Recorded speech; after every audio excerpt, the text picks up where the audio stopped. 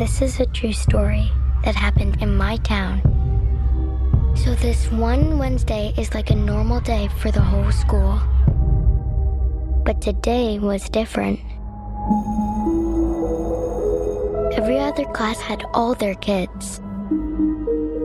But Mrs. Gandy's room was totally empty. And you know why? Because the night before, at 2:17 in the morning, every kid woke up, got out of bed, walked downstairs, and into the dark. And they never came back.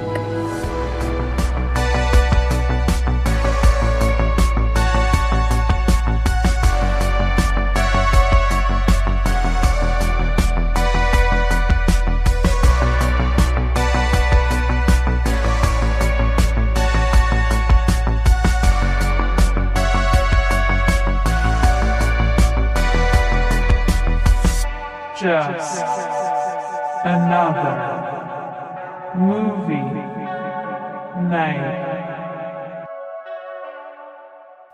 Hello, everybody, and welcome to the show. We are Just Another Movie Night, and I am Scott, and with me is Joe, as always. What's up, Joe? Not much, Scotty.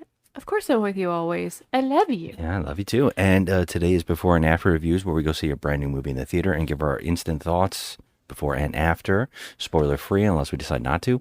And today we are talking about Weapons from Zach Cregger. His last movie was in 2022. It was named Barbarian, which we both enjoyed. Yeah. It was one of these weird movies that never came out on physical media.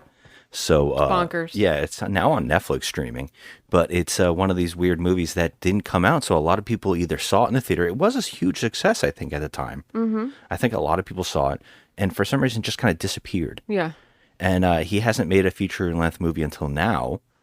And when we first saw this trailer, I think we both agree, we were instantly interested. I was very intrigued. I'm like, all right, what do we got here? Alien abduction? Who knows? Kind of possession? You see, that's the brilliance, and I think that's why Barbarian was so successful with us, was that the first trailer was so ambiguous. Yeah. Like, is ambiguous the right word? No. I mean, yeah, I guess so. I mean, there was like a lot of, we don't know what's really going on in this. And, you know, it just add that air of mystery, you know? So... I just remember thinking, I have no idea what this movie's going to be about, and I think that's what really was successful about Barbarian. Whereas when we watched that movie, we thought it was going to be one thing, and it became another thing. Yeah. And so I think that when we watched it in the theater, we were shocked. But I will say that movie in particular had a tonal shift. It did, yeah. It's a really serious, dark horror film. And then all of a sudden it becomes like a little bit of a comedy. And then it goes into clashes the two, where it was like a satirical comedy type of thing on men. Mm-hmm. And then it went and clashed the horror with the men again. And I think the whole thing overall was a giant metaphor for that. And I think that's why it worked so well. And that's the successful thing here that made me really interested, is that when we saw this trailer, we had no idea, with no clues. And unfortunately, we saw, I think, a movie recently where they had a new trailer and it started showing stuff. And I tried to talk to you and not look at the screen. Yeah. Like, I was like, oh no. You know, it could go either way still. You know how trailers put spins on things. You know, they screw things around. They like to play tricks. I mean, a lot of the times when you see a trailer in the theater, half that stuff's not even in the movie. In the final cut, you know, they just like to finagle. A good trailer will use deleted stuff. Yeah, just to get you roped in, you know. Yeah. But here, I don't know. I don't know what we're going into. I could just say that I do really like Josh Brolin, so that's a plus. Julia Garner, her last film with the Wolfman. Well, the Fantastic Four was the last one she was in, but yeah. Well, she didn't really have any acting there. It was just like, okay, you know, deliver some lines and you're done. But she had to really act in the Wolfman, and I was just like, I don't know. She kind of was the weakest part about it for me. Yeah, I did not like the acting choices in that film at all, and it got On me anyone, worried yeah. going forward for movies with The her. kid was the like, best actor, but yeah. I thought the husband was, but yeah, I thought it was a mess, that film. It was a mess, yeah. So I don't know how I'm going to feel about this. I'm not... Right now, I am leaning towards not really a huge fan of Julia Garner. I do like her in Ozark, of course, because she was perfect in that. Mm-hmm. But I really want to see her really acting differently. I don't want to see the same old, same old. So I don't know. And here, I wonder if any of these actors are even the main focus. That could be a trick of the trailer, like the Barbarian trailer was. We didn't know who the main characters were. That's true. And then even when you watch the movie, you go, I still don't really know. I know. And I think that's the genius part. And that might happen here as well. And it makes me kind of excited to see the film. Yeah. So, I'm excited. This is a horror film. Hey, you don't have to tell me twice. Yeah, that's true. And I think because we liked the other movie and it was so twisty, and this movie seems the same way, I feel like I'll come out with the same idea or review, which is a positive. Yeah, I don't know. I'm hoping to come out of here with a 7. Yeah, me too. We'll see. And that's, I think, what we landed on with Barbarian as well. Yeah. All right, let's go check it out. I don't understand at all. Why just her classroom? Why only hers? Where are our children? We have a lot of emotional parents here. I think it's best if you keep some distance from this place.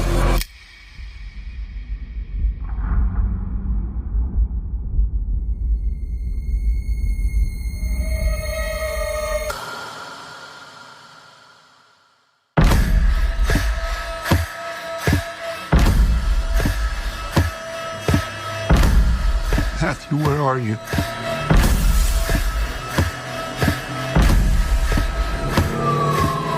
Where did you go?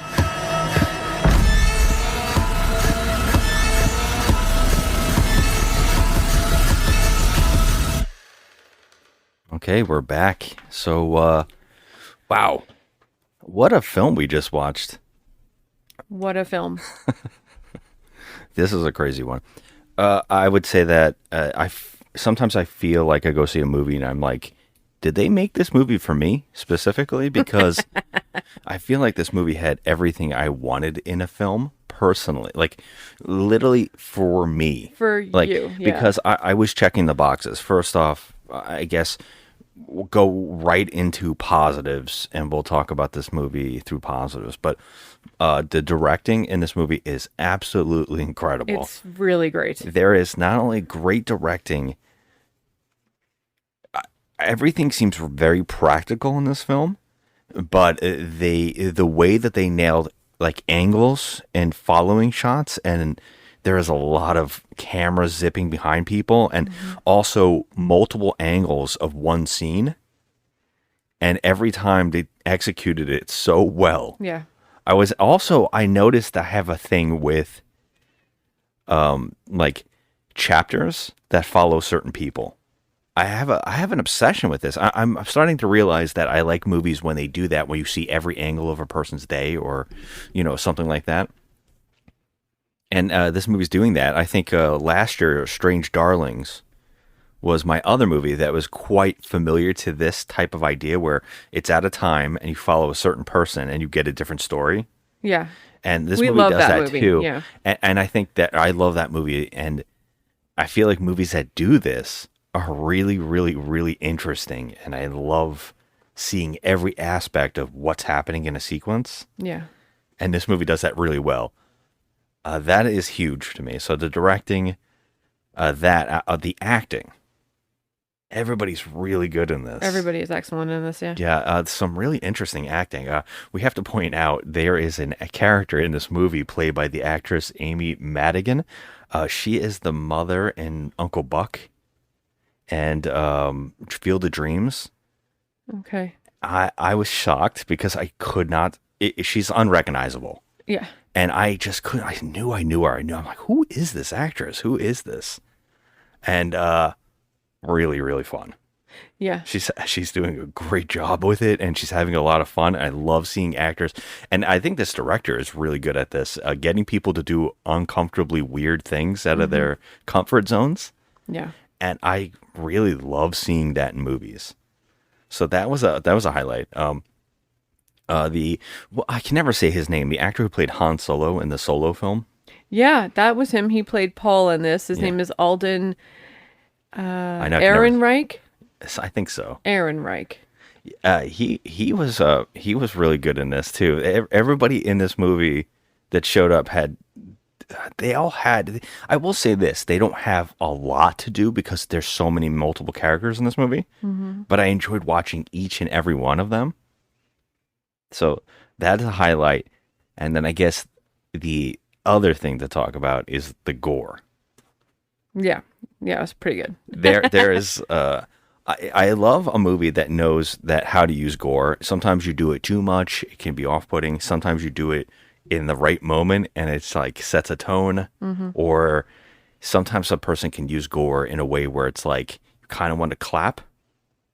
Yes. And this is one of those movies where when the gore did come, it was so epic and so over the top, but it was also so justified that I wanted to clap. Yeah, for sure. When I'm talking about, by the way, this should have been the main run, is the Carrie Christopher, who plays Alex in this film. Yes. Yeah, he might be the MVP actor of the film. He's great. The little boy. He plays the little boy in this movie. Oh my god, he's so good. His entire chapter in this movie was gut-wrenching and fascinating, and this kid nailed every single scene of it. He really did. I mean, you could feel everything he was feeling. Yeah. It was brutalizing. Yeah. Oh, man. And of course, you know Josh Brolin and Julia Garner are in this film as well, and they're great as well.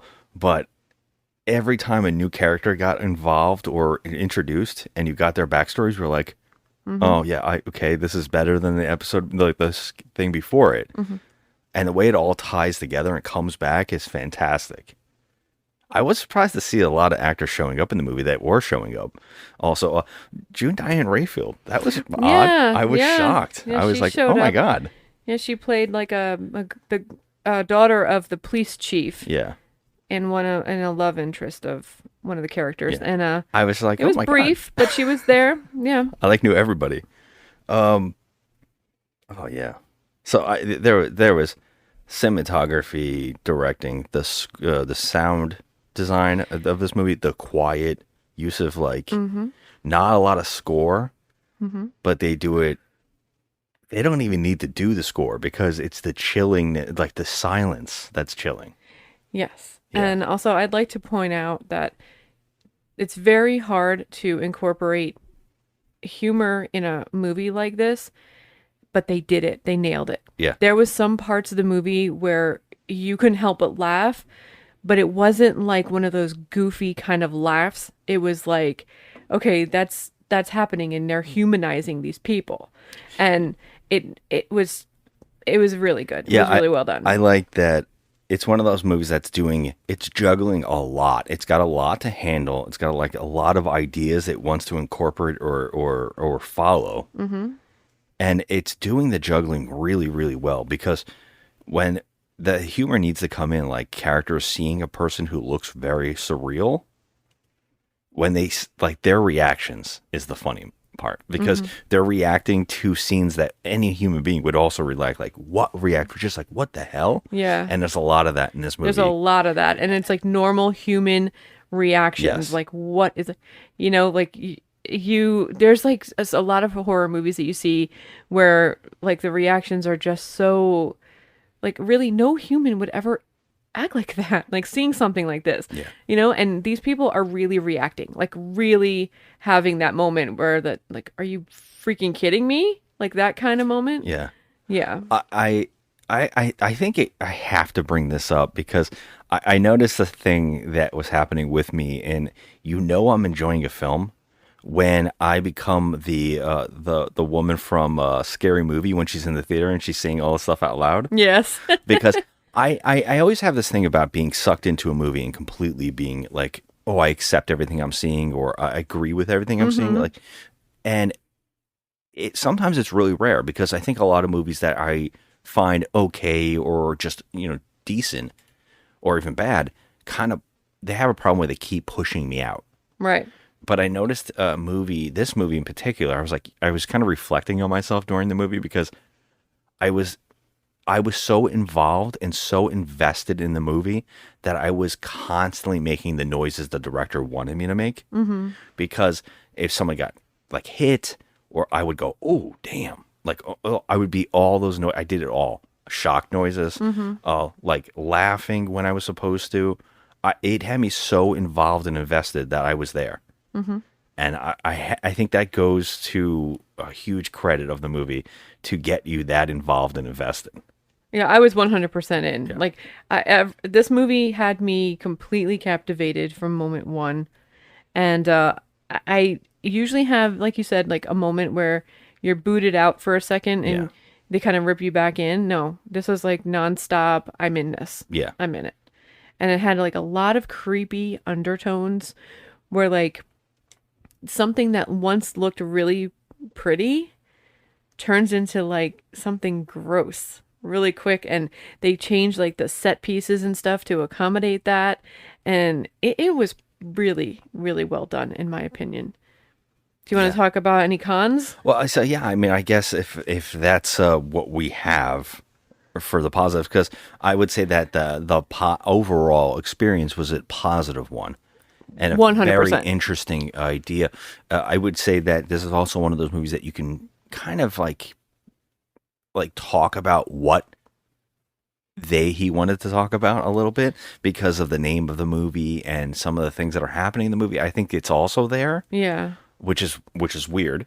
Yeah. But I think that I see this director and I see what he's doing with his movies, and I'm on board so far. Yeah. So very intrigued. And I think that also is a highlight to the movie. I feel like there's much more to this movie that also in an undertone in weird ways. Yeah. I don't know if I think that was the thing with Barbarian as well, where you felt like, oh, they're making a message about this thing. And then it turns into some insane, wacky thing. Yeah. And this, again, happens in this movie where something is just like surreal, but there also seemed to be something else. Mm-hmm. I think I really love that tone. Like a lot of movies, especially this year, I think I've been mentioning a lot of my problems with tone and how some movies don't know where the tone is. We saw Together not too long ago, and I felt like the movie, it could only go one way or the other. And then there's movies that do what this movie did, was kind of ride that middle line and say, no, I want to be everything. And then it's a lot of work to do, but I think this was successful at it. Whereas a movie like Together, I felt like when it went to another tone, it kind of ruined the other tone. Mm-hmm. And so it was kind of working against itself. Although I feel like at the same time, that was the maybe the point, you know what I mean? Mm-hmm. So I don't know. But if I had to go into cons, instantly in the movie, it had my problem. Narration. Yeah. I have an issue with narration in movies where I feel like it's kind of like a cop-out. Yes. And this movie is bookended with a narration, and the opening narration, it drops a lot of information. Mm-hmm. And you're going to get all of that later. And I'm wondering to myself, was the narration needed in the film? See, here's the thing. I think, no, it wasn't needed, but I think that it didn't harm or help the movie either way. Like, it was just there. It didn't bother me. It really didn't. It didn't take down the movie for me in any way. Because it doesn't go on throughout the whole movie. It's just like you said, bookended. It doesn't, but it's also like, was this added in because they felt like they needed to over-explain itself a little bit to people in the audience? I don't think it was. I think that they just put it in there, but I don't really feel like it hurt the movie. I don't feel like that. Well, I kept thinking, because I particularly thought the narration at the end wasn't good. I feel like when it ended, it was abrupt, and the narration was an abrupt narration. Like, I'm okay with the abrupt ending because everything happened that we needed to know. Mm-hmm. We didn't really need the narrator to tell us, here's what happened after. Mm-hmm. And it's only basically 2 lines. And I thought those 2 lines were unneeded in a weird way, where I was like, I think we kind of know what's going to happen next. Yeah. And you can sit there and go, well, what happened? And that also adds to the experience. as when the narration tells us something, we're kind of like, I feel a little let down by the narration alone. So I think that narration kind of hurt the ending for me a little bit. I will say that the opening also, it could have so easily been shown. Yeah. And I think that it might have been more powerful without the narration, because I even feel like the narration might be a little too cheesy in a weird way. A little too, I don't know. There's something about it where I'm like, the rest of the movie tonally doesn't fit that narration. That's where I'm landing. I can kind of see that. I mean, yeah, I can kind of see that. But like I said, like everything else that happens in the movie kind of just overshadowed the narration, which was, it was not that much. So I was fine with it. I didn't think that it changed the movie for me overall. Okay. Well, what would you say then is like a con? If I had to, I mean, it's a pretty solid film. Okay. I would say that if there's anything that bothered me was, I would say that they should have given a little bit more backstory on some people.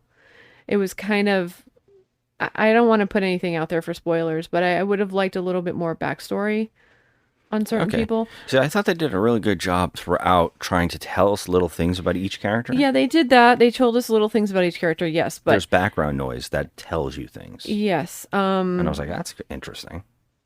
Also, I'm thinking like a true crime enthusiast right now. Yes. So my mind is going like, why didn't they do this? Why didn't they do that? Oh, absolutely. There is definitely, I think maybe another con is definitely some kind. While I was invested, I will say that there is a level of suspension of disbelief that is needed in the movie. The movie does some stuff where you're going to go, well, why would this person make that choice? And why would the police not do this? Right. And that's definitely there. And I think if you're a person who's going to maybe read way too into it and need more, it's not probably going to satisfy you. But as a tight story, I think it is there. And I also think that if you probably wanted to, you could probably easily pass things off because of what is the plot. Yeah. I think it could just justify stuff as, well, this could have happened, but we don't know. Unfortunately, yes, that is sometimes a problem. But I will say that suspension of disbelief did not ruin the film for me. Like, I know I also was going, wow, these cops really didn't do their jobs really well. The cops, yeah. Like, I was thinking, like, forensic files, true crime, all that stuff the whole time. But otherwise, I really don't have any other cons. I mean, I really enjoyed this movie. Really did. Yeah. This was one that it had me on the edge of my seat the whole time. Had me, like, second guessing everything, and I was going through all the scenarios in my head the whole time, and I thought Julia Garner did a fine job, and Josh Brolin was great, and they seem like real people. I really don't have any complaints about much. How long was this movie? Because I was thinking, I agree that this movie could have been a little longer. I would have been fine with it. I mean, if they went 2 hours, 2 hours, 8 minutes. Yeah, if they went like 2 hours, 20 minutes, 2 hours, 25 minutes, I would have been fine. I would have been fine with it as well. I know a lot of people aren't like that, but I definitely think the opening could have gone a little longer that first day. Yeah. In certain characters' viewpoints, and the narration cut out. And I think that this might have been a really, really interesting film because that I know we skip. I think the movie skips. It shows the beginning. It's like, hey, this is what you need to know. This is what happened. And then it skips like a month. And you're kind of like, all right, we kind of get some days in there as well. But we skip a month, and you kind of wish you saw the first investigation, day, the first day, everybody freaking out, everyone having like a meltdown, the kids are, whatever. I wanted that. I wanted a little bit more backstory. Yeah, if you know how this movie does the chapters thing, it could have easily done the first day as the chapter opening. Yeah, but I'm very happy with the way they did it with each person. I'm happy with that. Oh yeah, later on. But I mean, it could have started with that because there is no chapter, because when that first bookend ends, it goes into a person. Yeah.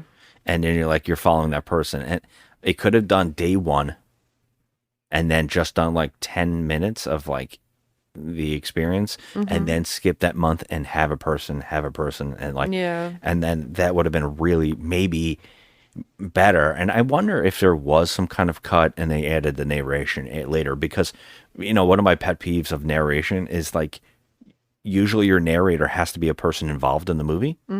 So like when a person's telling us, hey, this is what happened, well, who are you? Like, were you there for the events? Because it's not any of the characters in the movie. Right. So it's kind of iffy, like, who is it? And a movie doesn't do that, which is a thing for me. I'm like, well, if the narration doesn't connect to one of the main actors, then I don't know the point of it. Right. You know what I mean? get you. Yeah. It's just like, hey, here's some folklore. Yeah. And it's kind of like, that's odd. But they could have easily done that, and maybe it would have worked better. Yeah. That's the con. That's the drag down for me. That's what stops it from being great. The cons are really just very few and far between on this. I really like this movie. Oh, what would your score be on it? It's a huge recommend. I'm going 8. Yeah, I'm going 8 also. I really enjoyed this. I very much did. And I say go see it. Yeah, I this is another one of those movies that is a good crowd film. Yeah. I can imagine, unfortunately, we saw this early in the day and we didn't have a big crowd, but I think people were reacting when we were reacting. But if this was a loaded theater of reactions, which I would think that it would play even bigger. Oh, yeah, for sure. And so it's one of those movies, it's like, oh, I wish we got a big crowd. Yeah. Because I think people would have been like freaking out and loud, and that would have been really interesting. Yeah. And so I definitely think go and see it with a crowd. It might be really interesting, although it might be late into the week, but still. Yeah. Yeah. 8. Yeah. 8 for sure. Go see it. Yeah. Good It's movie. a definite recommend. Really good movie. I would love to hear anybody else's thoughts on the movie. Give us a comment down below. And if you're on Instagram, hit us up on Just Another Movie Night and Joe at the Crafty Misfit, and tell us what you think, and give us other recommendations of other movies like this that you like. Love to hear it. Until next time, everybody, have a good one. Bye.